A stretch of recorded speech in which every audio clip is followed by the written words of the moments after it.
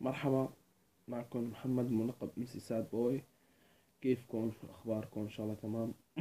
هلا انا هذا الفيديو عملته لكم شغله هيك حابب احكيها. انه انا ليش ما عم نزل اغاني؟ يا جماعه انا عندي ظروف، عندي مشاكل خاصه. عندي كتير شغلات، يعني لهيك ما عم نزل اغاني. والمهندس كمان، يعني مهندس الصوت يعني اللي بيساعدني شوي هيك كمان عنده ظروف.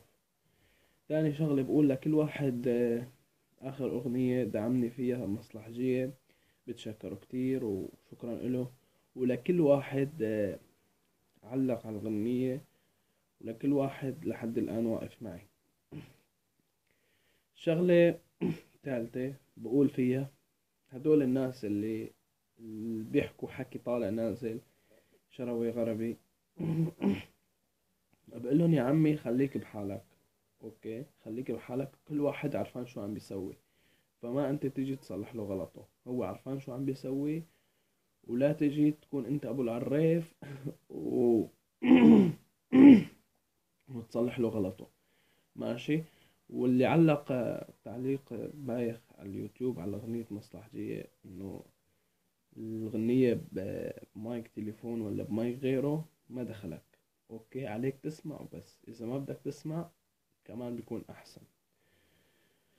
وكمان بدي لكم آه طبعا عامة، آه الراب، أنا غنيت راب لحتى أوصل رسالة، لحتى أحكي عن الحال اللي نحن عايشينه هلأ، مو لحتى انشهر أو يصير عندي مثلا عالم وناس. لا لا، أنا ما ولا حاطط هالفكرة براسي أبدا.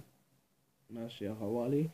وبتمنى لكل مين شاف الفيديو و- وحب يشوفه، ولكل مين دعمني بالتوفيق والنجاح بحياته. الله يوفقكم كلكم.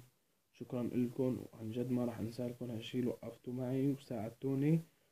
وبتشكر مهندس الصوت MC جيمس حسن العراف طبعا. هذا هو اكتر شي شجعني غني راب، شجعني ادخل بهالفكرة. وتشكر اخي كمان الكبير، هو اللي شجعني اكتر واكتر كمان. و... وبتشكر كمان الملاك الحزين، طبعا علوش، يعني انا بسميه الملاك الحزين يعني.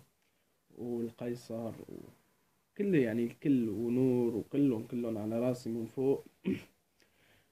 وبرجع بقولكم انا غنيت راب لحتى اوصل رسالة، مو لحتى يجي كم شخص يحكوا حكي طالع نازل. اوكي انا الحكي ما بيهمني، الكلام ما بيهمني ابدا. ماشي.